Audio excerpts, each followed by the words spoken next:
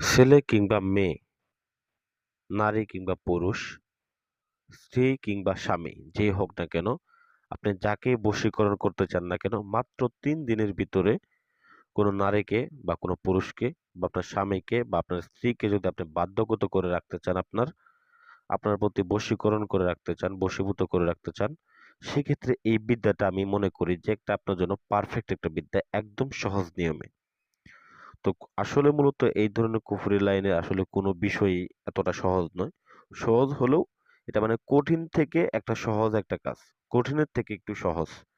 তো যাই হোক, আজকে যে বিদ্যাটা নিয়ে আলোচনা করব, এটা এটার মাধ্যমে আপনার যেকোনো জায়গায়, যেমন আপনি থাকেন ঢাকায়, আপনার স্ত্রী থাকে রাজশাহী।